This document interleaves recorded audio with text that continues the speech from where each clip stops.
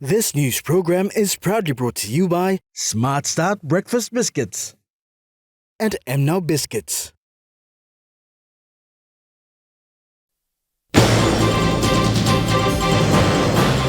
King Charles III gives New Year's message to Papua New Guinea. Paradise Foods visit Port Moresby General Hospital. And worse alcohol-related injuries recorded.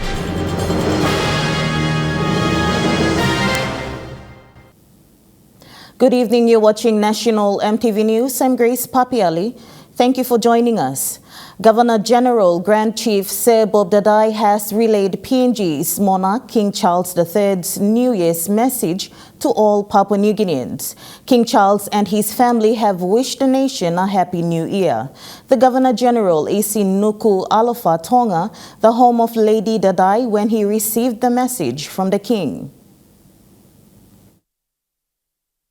The ushering in of a new year is a time for celebration. It's also a time when governments and monarchs sends greetings of hope and prosperity to each other as tradition dictates. For the royal family, the new year is the start of a new era, with Queen Elizabeth II's recent passing and the ascension of her son King Charles III to the throne. In a short message, King Charles III sent his New Year greetings to the Governor General of Papua New Guinea, Grand Chief Sir Bob Dadai, and all Papua New Guineans. King Charles said, and I quote, "As we start a new year, my family and I wanted to send to you and the people of Papua New Guinea our warmest good wishes. This brings you and all the people of Papua New Guinea every blessing for 2023. End quote. The Governor General said that I conveyed on behalf of our country and the nation as a whole his well wishes to the King and Queen Consort and the royal family. Sir Bob Dadai and Lady Dadai returned to the country today. Rocky Iso, National EMTV News. The Universal Church Pastor Jonathan Pine has given his New Year message to all the Christians in the country yesterday on the 1st of January 2023. He said as we go into New Year, many people are hoping to change for a better life, but they don't understand that the calendar change doesn't mean life changes. He is calling on all Christians to have a strong relationship with God in order to see change and success in their lives in the new year going forward. Your problem does not know that it's a new year. So there are steps that you need to take in order to have a happy new year. And the very first step that the Bible says is that you should forget the things that are behind. Do not remember the former things, but keep looking forward to what is ahead, because God wants to do a new thing in your life. And another very important step is to make sure that God is part of your life. If God is not with you, no matter how hard you try, like some of you have been trying, you still do not see the results that you want to see. So for all of you watching us, it's very important that you have a relationship with God. The staff of Paradise Foods Limited in NCD have visited Port Moresby General Hospital on New Year's Day, donating small gift packs to the children. This is part of their community outreach program that started 2 years ago. Every festive season, the Paradise Food staff in NCD visit the children's wards at the Port Moresby General Hospital, bringing in gift bags with different Paradise biscuits, Milo milk and Gala ice creams. This year's festive season saw staff from Ley donating gift bags to the children's ward at Ngao Memorial Hospital and staff in Kokopo donating gift bags to children at Vunapope Hospital. The promotion coordinator for Paradise Foods Limited in Port Moresby, Venita Martin, explained that this is part of their community outreach program and also part of their mission vision to give back to the community. We did this last year during the festive season. We've decided to do this in the New Year's because during Christmas there's a lot of other organizations visiting the children's ward. So we've decided to do in the New Year. Giving back to the community is part of our vision mission for Paradise Foods and lager industry, feeding the nation. Apart from the festive season donations to general hospitals around the country, we also do our donation drops all throughout the year to schools, churches, in communities. Here in NCD, the staff decided to donate the gifts on New Year's Day to the 2 children's ward and pediatric clinic at the Port Moresby General Hospital.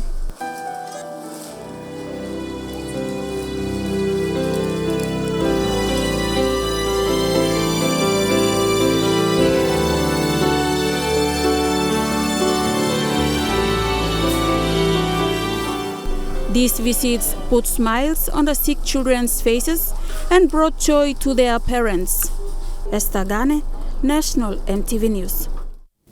Christmas and New Year security operations in NCD and Central Province were efficiently enforced, resulting in a very peaceful and quiet festive period within the command. The only serious fatality was at Waigani Boulevard Avenue in NCD Metro, where a male person was killed in a car accident on Boxing Day. This was alluded to by Assistant Police Commissioner and Commander for NCD and Central, Anthony Wagambi Jr. In a statement released this afternoon, Commander Wagambi Jr. said festive operations within NCD and Central Command was relatively quiet. ACP Wagambi Jr. said manpower arrangement for NCD Metro, including all suburban police stations, Sector Patrol Fox Unit, Delta and Mike units, Water Police, Police Band, including reservists and counterparts from the PNGDF. Commander Wagambi Jr. explained that roadblocks were mounted at main highways, including Koura Way, Hohola Freeway, Badili Roundabout, connecting 2 Mile and Koki, and ATS Junction during the festive period. This has helped in containing instances of drunk driving and criminal activities. Wagambi Jr. said the show of strength by his men also proved an effective strategy. There were some instances where policemen were confronted and attacked with rocks, including alcohol-related calls. However, they managed to attend to them and restore order. ACP Wagambi Jr. explained that their operations were designed into 2 phases. Phase 1 from December 31st to January 1st and Phase 2 from January 1st to January the 2nd. Central Command utilized its 190 manpower with additional men sent to the Goilala district. Central Police patrolled Hiritano Highway to Berena, 15 Mile to Sogeri, Magi Highway to Kwikila, and Moreguina and onwards. ACP Wagambi Jr. heaped praise for his men, adding the festive operations was peaceful and successful because of active security operations coordinated by NCD Metropolitan Superintendent Silva Sika and acting PPC Central Peterson Birigi. In concluding, Commander Wagambi Jr. thanked their PNGDF counterparts who assisted in the operations and thanked the communities, business houses, families and individuals who assisted police during the festive operations. Lindy Suharupa, National EMTV News. To an update of the long weekend at the Port Moresby General Hospital, and almost 98% of all the injuries that have been recorded at POMGEN's emergency department were alcohol-related. A total of 40 cases were recorded so far, of which 80% of them were male. 1 death was also recorded at the hospital over the new year. The new year was a little quiet for the Port Moresby General Hospital's emergency department until 8 a.m. in the morning, when most casualties started arriving at the hospital. Most of the injured people came to the hospital with assault and blunt force trauma with penetrating injuries. A total of 40 cases were recorded over the new year period. 80% of them were male and 20% were female. A death was also recorded as a result of car accident in the nation's capital over the new year period. Port Moresby General Hospital thanked the National Ambulance Service provider, St. John's Ambulance, for the tireless work of transporting injured people to the hospital for treatments. POMGEN management also thanked the police force for keeping the nation's capital safe and ensuring that the movement in the city was kept under control. Samantha Solomon, National EMTV News. The St. John's Ambulance Service attended to 50 incidents in the past 24 hours on New Year's Day. Out of these, 39 were incidents in NCD, while 11 were in regional stations. This was indicated in a media release by St. John's Ambulance Service yesterday on New Year's Day. Accidents and distress calls are prone to occur during festive periods, and this year was no different. The St. John's Ambulance Service had a total of 38 ambulance team members involved in the New Year operations. In the nation's capital, 30 ambulance staff were on call, while Lae had 5 ambulance staff on duty and Kokopo 3. EMTV News understands additional staff were on standby in case of significant emergencies. It was reported in a media release by St. John's that in NCD, the ambulance staff had encountered challenges in accessing those who needed their services in some incidents. One such incident involved a male patient who was in critical condition after falling into a drain. The ambulance crew were unable to approach the scene because youths from the area blocked the road and were showing off bush knives in a threatening manner towards the ambulance staff. This, including other dangerous instances, prevented the hard-working ambulance officers from reaching their patients and attending to them on time. This is a common problem that these brave ambulance workers face and poses a great personal risk on their lives trying to help people in urgent and critical needs.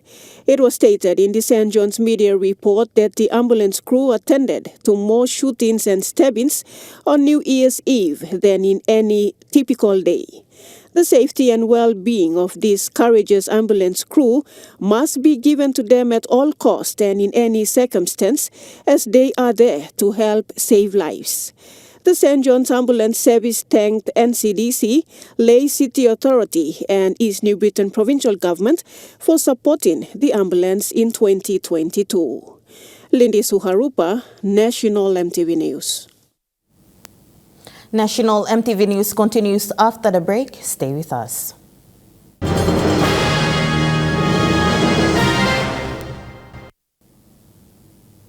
Welcome back to National EMTV News. New Year's celebrations in Mount Hagen City yesterday have been peaceful. Unlike past Christmas and New Year periods, the current liquor ban imposed and show of police presence has instilled control. On New Year's Eve, leading to the New Year, a convoy of police vehicles drove around Mount Hagen City in a show of force for the New Year operations. The police convoy started at the Mount Hagen Police Station to Gomis, Tarangau, over to Warakum, HMI, Hagen T, Celtica, and then to Kagamuga Airport and back again to the police station base in the heart of Mount Hagen City. Later in the night, police did routine patrols around the city. There have been a minor alcohol and traffic-related offences attended to in the night. Most streets in the city were empty by nightfall as people mostly stayed indoors. It has been observed that the alcohol ban has also seen a lot of youths remaining sober during this festive season. Though most youths usually ended up drinking during such times, it is understood that due to continued awareness, there's been good behavior from the citizens and the youths especially. Meanwhile, apart from some minor incidences, all 4 regions in the country reported a generally peaceful and quiet festive period, with citizens praised for their good behavior. Lindy Suharupa, National EMTV News. Namani Capital Partners, a local subsidiary company licensed by the Security Commission of PNG to carry out its business in the areas of advising businesses in corporate finance, advising on investment and fund management, has welcomed the announcement of major reforms by International Trade and Investment Minister Richard Maru to modernize the PNG capital market and improve governance. PNG capital markets date back to 1994. At that time, the Stock Exchange Steering Committee, comprising representatives from the Bank of PNG, the Department of Finance, the Register of Companies, and Macintosh Securities, began developing the stock market framework. The framework was established in 1997. Although small by international standards, PNG capital markets have performed well in recent years, despite the challenges. Recently, Minister responsible for international trade and investment, Richard Maru, has announced that the capital markets will undergo major reforms starting this year. The capital market in this country has not grown. In fact, it's regressed. Companies who have been listing in pop stocks have also delisted big time. The industry is not growing and we need to turn it around. And importantly, mobilize local capital so that rather than looking all the time for foreign investment dollars, we must encourage people to save and generate capital within the country so we can fund a lot of the investment projects that we are looking at. The announcement by Minister Maru has been met with praise within the sector, with Namani Capital Partners, a subsidiary company of Namani and Associates, pleased with the announcement by the Minister for International Trade and Investment. Namani Capital Partners were licensed to conduct business by the Security Commission of PNG in September last year. We've got 3 licenses. We're looking forward to this. I think it's an exciting time and we all have our different niches. It's just post-COVID, we need to come out here and look at picking up and moving forward. Namani Capital Partners, through its managing director Hubert Namani, who is also the board chairman of the Civil Aviation and Safety Authority, issued a 2-page statement that welcomed the news, thanking the Marape Rosso government through the leadership of Minister responsible Richard Maru. Namani states, and I quote, "This reform is crucial as it will facilitate the mobilization of more private capital into key sectors of the economy and contribute to nation building. Furthermore, a well-regulated and supervised capital market will also enhance the state's financial ability." End quote. Mr. Namani also called on the government to create an overall enabling environment which include macroeconomic stability and efficient legal system that creates conditions favorable for financial contracts and enable financial development, as the government can support the capital market to deepen and better serve the private sector, maintaining a prudent fiscal position and sound macroeconomic management. Rocky Iso, National EMTV News. A quiet Christmas and New Year was observed in Gereka, in the nation's capital, thanks to volunteering youth who have taken the initiative to do community policing. Deputy Chairman of Gereka Community acknowledged the efforts of the youths and the Gereka community as a whole for being law-abiding citizens. The initiative of community policing in Gereka started back in 2013. As the population increased, youths and community leaders have seen the need for law and order to be in place. Chairman for Law and Order in Gereka Community, Terry Malaska, says the youths in the community volunteered to do community policing to make sure law and order is observed. With this initiative, they have built a small police block as their base to carry out their volunteer duties. Achievement, before we've never had a cop shop here. Now we have a cop shop, and with the cop shop, I think most of the youths and the people who are living around here tend to respect the law, which is a sign that there's law and order that exists here as well. Deputy Chairman of Gereka, Denley Mark, said the youths have worked throughout the festive season. He acknowledges the community for supporting the youths by being law-abiding citizens. The police department see this as a community initiative for them, and they'll be able to give us some policemen who can station with us and train the boys as well. The boys can help can learn from them as well and build up themselves in their own respective capacities. Mr. Mark further added that they have made an appeal to the NCD Governor's Office and Mosby South Electorate to assist the community with policing, but nothing has been done so far. The deputy chairman also acknowledged the few constables who have given their time to visit the youths and empowering them to continue the initiative. Cynthia Maku, National EMTV News. Settlers living at Gereka, just 13 kilometers southeast outside Port Moresby, need a proper market. Mothers in the area said they have been making makeshift shelters to do marketing and now calling on the authorities to provide a proper market for them.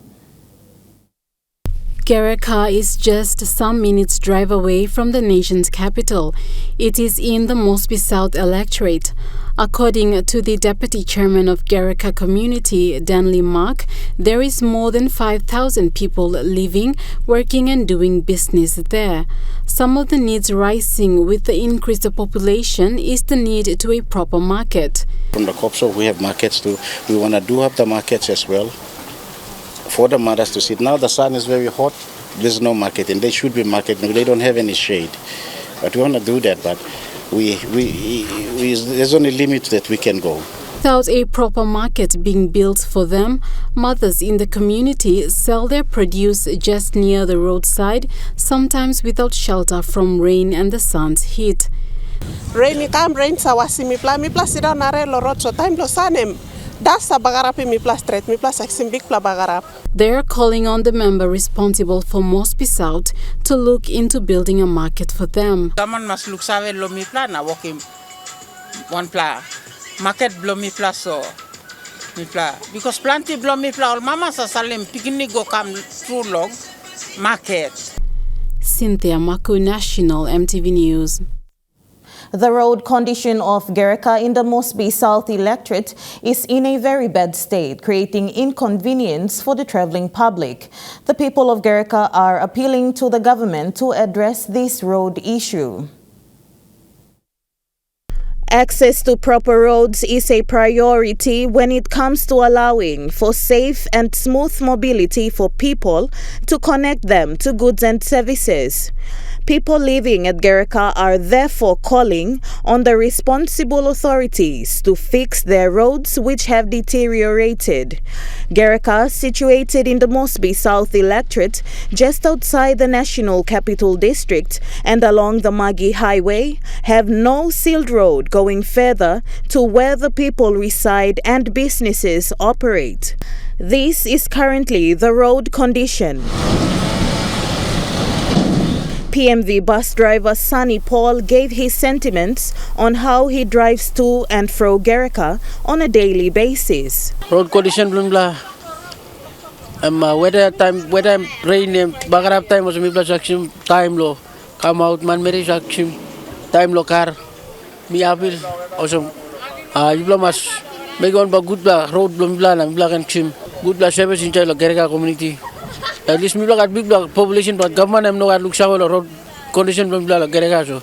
Settlers residing there have appealed to the government to provide them proper roads so they can access basic goods and services in the city. The community's deputy chairman, Danley Mark, has spoken on behalf of the people. So we hope this message get to the governor's office, this message get to the Mosby South office, Sachenko, no help. National EMTV News continues after the break. Stay with us.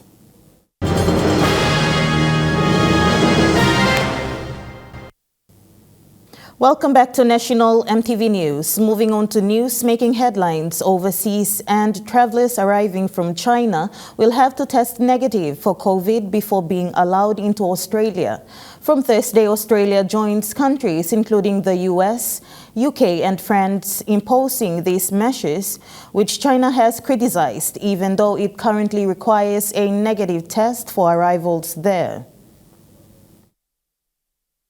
This decision comes just after the World Health Organization met with Chinese officials and requested that real-time and up-to-date data be made available to both the WHO and the international community regarding the current wave that is spreading quite quickly across China. If you cast your mind back to January last year here in Australia, you'll remember that we were in the grips of a significant Omicron wave, and that's basically the situation China now finds itself in after abandoning COVID-0 policies around about a month ago after widespread national protests. The concerning thing for the international community here is that with the Omicron variant spreading so rapidly among a dense population, there are concerns that a new variant could come out of it. Now, around the world at the moment, most countries do share their genomic sequencing with the WHO and with the international community, so new variants can be spotted quickly and determined whether or not they are concerning. The town of Menindee in the far west of New South Wales is preparing for its highest flood level in almost 50 years. An emergency evacuation warning remains in place for part of the town, with locals working to reinforce levees.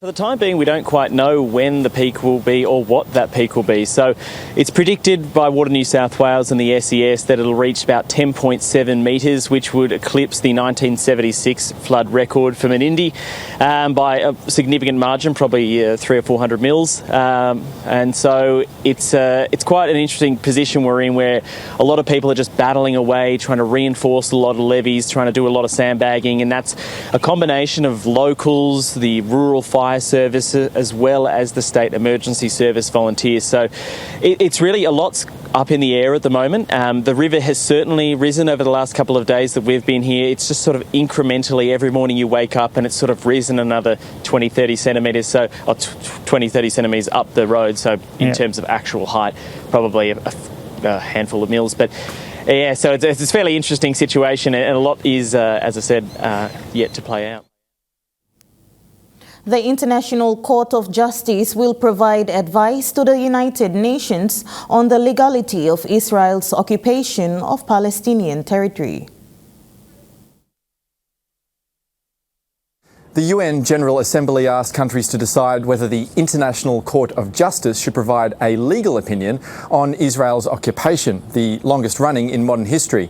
The motion passed 87 to 26, with more than 50 countries abstaining and much of the West opposing it, including the UK, US and Australia. Israel has already said that the outcome will have no bearing on its policies. Prime Minister Benjamin Netanyahu saying afterwards that his country will not be bound by what he labelled a, quote, despicable decision. However, the timing does pose a test for the new Prime Minister, who was only sworn into office last week as head of the most right-wing government in Israel's history. That's because a central part of his election platform was expanding Israeli settlements inside the West Bank, which is Palestinian territory. Those settlements, which are home to hundreds of thousands of Israelis, are widely seen as a violation of international law. Now, for Palestinians, the settlements and the constant presence of Israeli soldiers in the West Bank makes life extraordinarily difficult. National EMTV News continues after the break with Trukai Sport. Stay with us.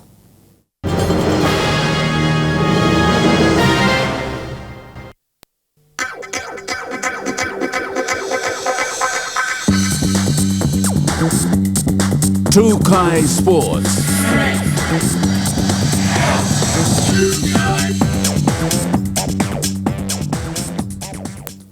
Welcome to Trukai Sports. With the completion of the regular rounds competition last weekend, the NCD Governors Cup Finals playoff is yet to be decided on by the tournament's board committee. This statement was aired by NCD Governors Cup Director Dago Rarua following the washout games competed at Bomana. The Judiciary Committee of the NCD Governors Cup is pending a decision on its finals playoff, as it has to deliberate on the results of a number of appeal cases in each of the pools. As initially agreed to by the judiciary, the 2 top teams from each of the pools will be selected out to compete in the quarterfinals of the tournament. Since the completion of the regular round robins last week, each of the 4 venues is yet to identify their 2 top teams. Therefore, after they each select their 2 top teams, the ladder points will be finalized. This will be followed by the venue and the time as to when and where the finals will be competed. Lisa Puni, Chukai Sports. The NCD Governors' Cup has included a number of new participating teams in this year's competition. One of these teams is the Apex Dust Rugby Club. The Apex Dust is a team comprising of a number of experienced players, and they aim to make an impressive debut in their first year of competition. The Apex Dust comprises of players who have participated in the National Rugby League competition. This has been a major boost to their general training and the upskilling of the squad. Under the leadership of their captain, Mawe John, and their coach, Michael Boeo, the Apex are aiming to set great precedents in their debut of the NCD Governors' Cup competition. Normally we don't participate in Governors' Cup, but this year the boys decided that we should take part in the Governors' Cup, and this is our first year take part in the Governors' Cup. We're not expecting anything to win the cup, but go each other and we'll try our best, and hopefully we come out victors in the end.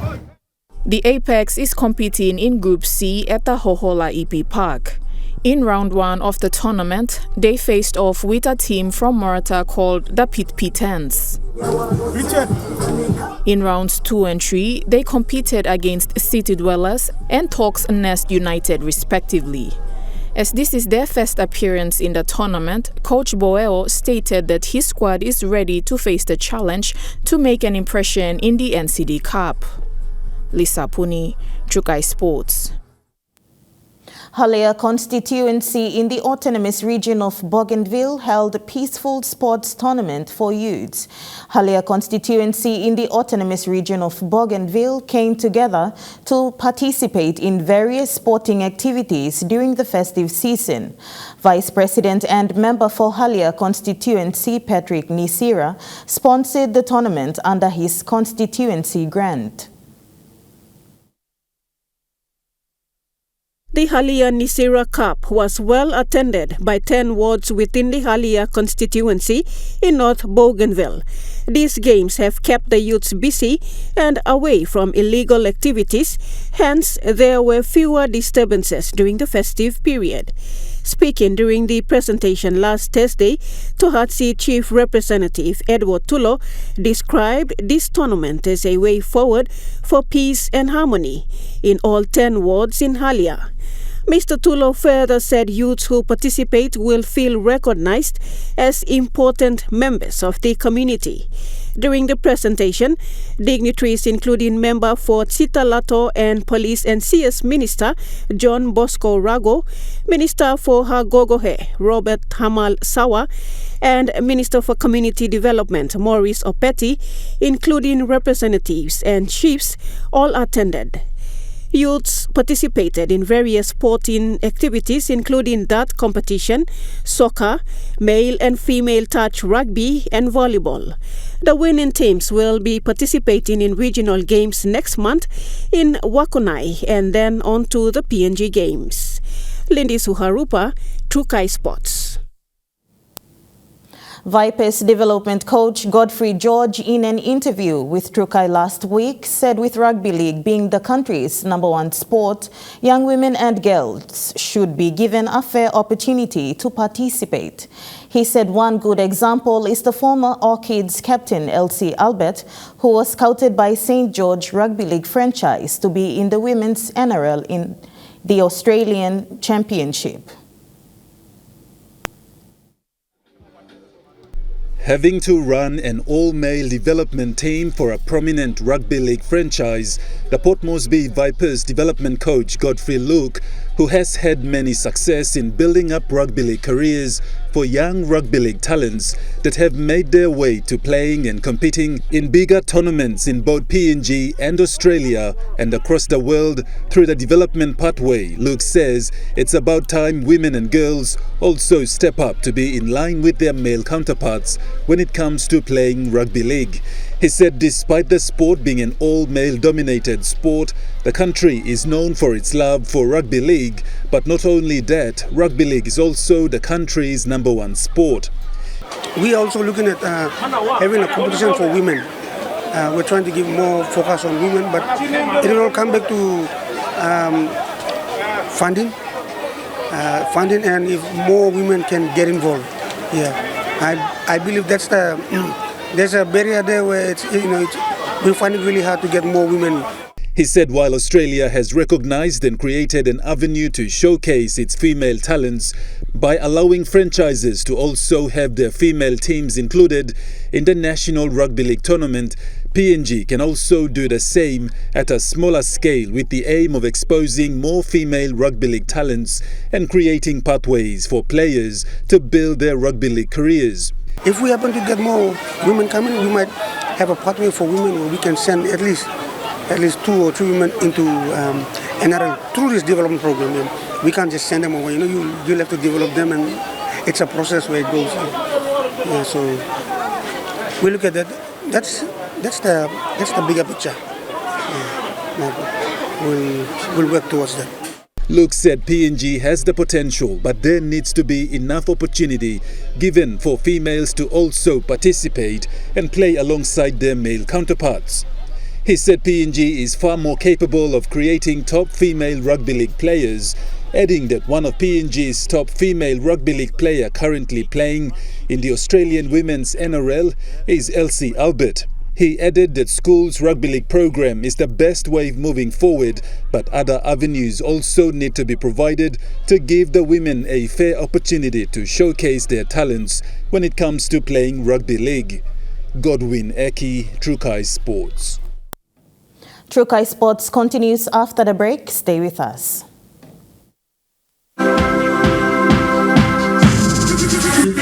Trukai Sports. Welcome back to Trukai Sports. Moving on to overseas news now. In tennis, Australia's chances of winning the inaugural United Cup are over as they went down to Great Britain.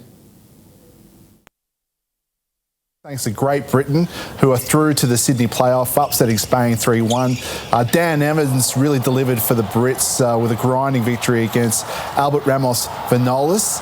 They'll now face the winner of Group C in the City final on Wednesday. Australia lost to Great Britain 3-2 in the opening tie, Joe, but the home team's campaign, it was really hurt with the withdrawal of Nick Kyrgios and Ilya Tomjanovic. They're both due to injury, but a local batsman from Brisbane has led the Brisbane Heat to victory over the Sydney Sixers at the Gabba. Overnight. He was the local replacement player. His name is Josh Brown, and he smashed 62 runs off just 23 balls. Brown is just in his second BBL game, and he hit the 5th fastest half-century in the club's history, Joe. That was off 19 balls. Nathan McSweeney, he was also a late call-up. He was a COVID sub, and he top-scored with 84 off 51 balls. The duo, those pair, they play Premier Cricket for Norths in Brisbane, and they have guided the Heat to its biggest total ever of 5 for 224, and they did hold on to beat the Sydney Sixers. But we did hear from Nathan McSweeney late last night, and he spoke about that innings from Josh Brown. Let's have a listen. He's done it in grade cricket now for probably 2 or 3 years. His ball striking's, it's unbelievable. And, the Gabba saw it tonight, which was, just so happy for him because he's been doing it for a long time. And on this stage to do what he did, it's so good. And that ends Trukai Sports. The Money Plus weather report is the next. Stay with us. Trukai Sports.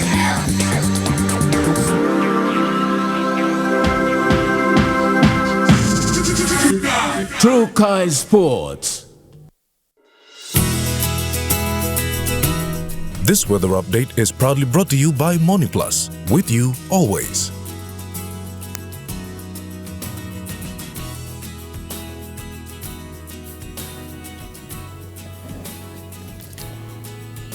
In the southern region, Port Moresby City, cloudy periods with patchy rain. Daru, windy with few squally showers.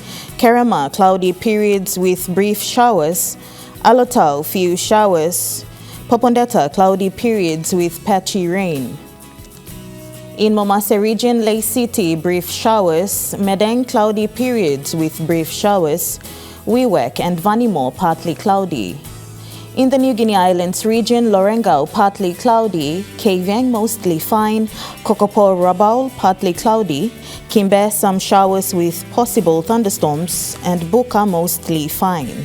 In Momase region, in the Highlands region, Mount Hagen City, cloudy periods with brief showers.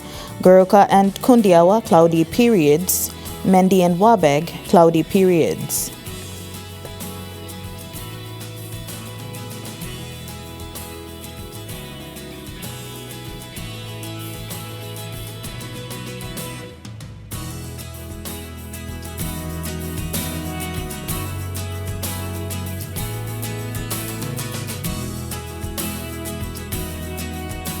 Waters of southern PNG Indonesian border through Torres Strait to Daru to Kerema to Yule Island to Hood Point to Samarai Islands and eastern Milne Bay Islands, seas 2.5 to 3.5 meters. Waters to Samarai Islands to Cape Vogel and western Milne Bay Islands, seas 1.5 to 2.5 meters. Waters of Cape Vogel through Huon Gulf to Finschhofen, seas 0.5 to 1.3 meters. Waters of Finschhofen through VTS Dampier Straits to CSE Long Island, seas 2 to 3 meters. Waters north of Long Island to Medang to Wewak to Vanimo and northern PNG Indonesian border, seas 0.5 to 1.3 meters. Waters of Manus and its western group of islands, seas 0.5 to 1.3 meters. Waters of New Island to New Britain and Bougainville, seas 1 to 2 meters, rising to 2.5 meters along West New Britain.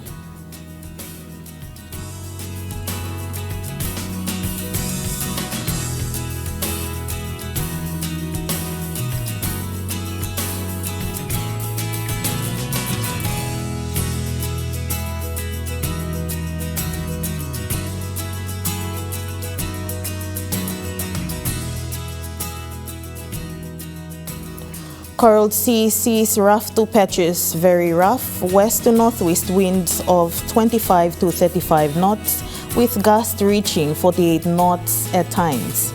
Solomon Sea seas moderate to rather rough. West to northwest winds of 15 to 25 knots.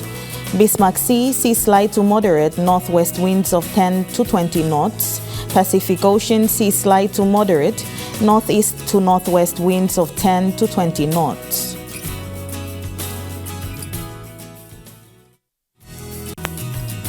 The weather update was proudly brought to you by MoneyPlus, with you always. And that wraps up the news, sports and weather for Monday, the 2nd of January 2023. From the entire news team, pleasant viewing. Bye for now.